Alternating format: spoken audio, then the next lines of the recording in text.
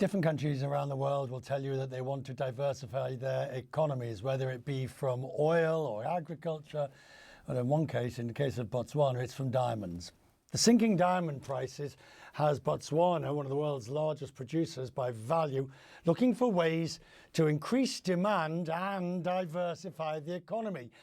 Now, it's natural stones. They've dropped about 40% from their peak. One of the main reasons, of course, is lab-grown stones have been getting some attraction, and that, of course, there was a change. Botswana, a joint venture between Botswana government and the De Beers, saw sale falls revenue nearly 50%, attributed to the rising demand, as I say, for these other types. And that's one of the reasons why Botswana is looking to take a controlling interest in De Beers. Botswana's President Duma Boko joins me now. Mr. President, good to see you, sir. Thank you. This diversification from, I mean, it's a double-edged sword, because on the one hand, you want to diversify from, the diamond industry, but at the same time, you're trying to take a more than 50% stake in De Beers, which would, in a sense, put you back into the same position. So which is it? Well, diversification for us is aimed at reducing the over-reliance that we have had on diamonds over the years, which has resulted in us being a monosectoral economy.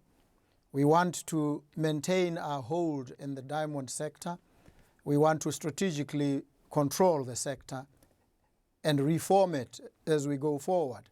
But we also diversify within the mining sector in Botswana. We have other minerals. We have rare earth minerals. We have an abundance of other minerals which we haven't quite exploited. And one of the things that we're going to ensure we do is to process and beneficiate many of these minerals in country, create jobs and add value. This is what we're looking to do. That's an excellent idea for how not to repeat the mistakes of the past. In other words, if you're going to take the rare earth minerals out, make sure that the processing, the value added, is done in your country and not somewhere else. That has to be key if it's going to give you the benefits you seek. It certainly is. It certainly is. That's what we're looking to do. That's where we are going as a country. So we are diversifying within mining.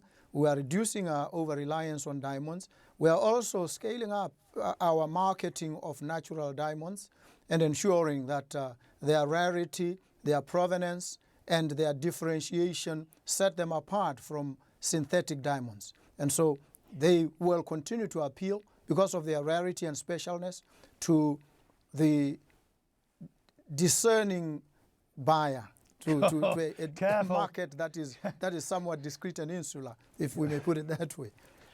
Discerning buyers and the synthetic, the way you said it all. Mr. President, intra-Africa trade, it's one of the things everybody's, it's a bit like sort of motherhood and apple pie. Everybody says they want it. Everybody says it's going to be great. Everybody only wishes there was more of it, and it never actually happens.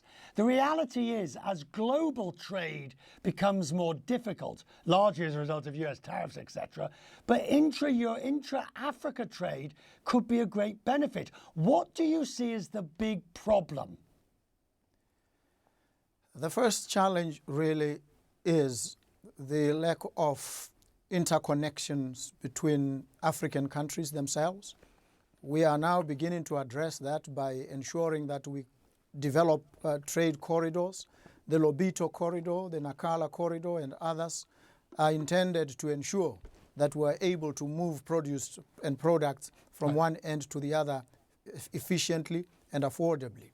The second thing we're going to do is, and we're trying to do, is to ensure that we increase the volume of inter-Africa trade, so that we can aggregate among African producers. They can trade amongst themselves, and we need digital platforms that are seamless and that facilitate this kind of trade and make it borderless and seamless.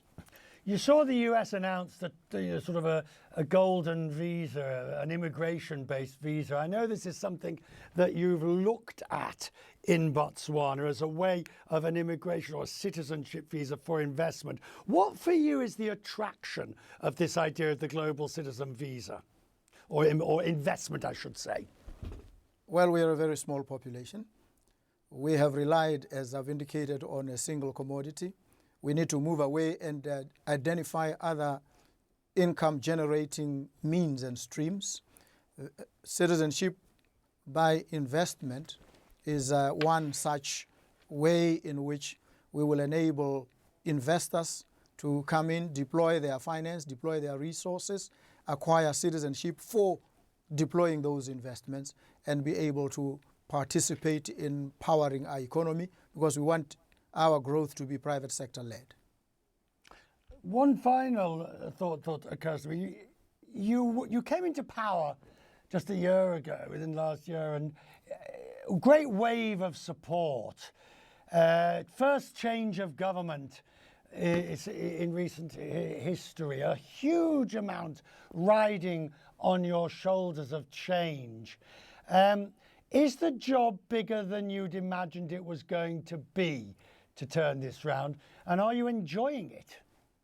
Well, I am. I anticipated that there would be challenges. I believe that I am up to the challenges.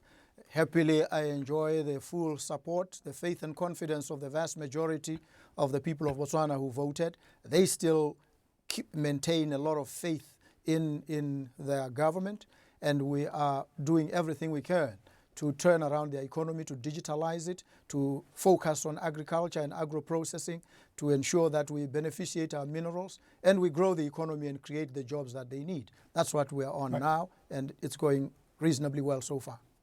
Congratulations on your new national holiday, at least this year. The 29th of September, you're celebrating the historic gold medal victory in the men's 4x400 meter relay at the World Athletics Championships. You know a national holiday costs you on your GDP. A national holiday enables our people to express their happiness, to go out into the streets, and to come back revived, rejuvenated, happy, and even more productive.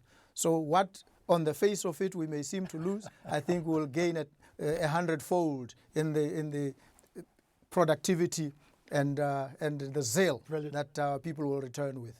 Couldn't have put it better myself, Mr. President. I look forward to our next interview, and hopefully it will be in Botswana. Thank you, sir. Thank you very much. I look forward to it too.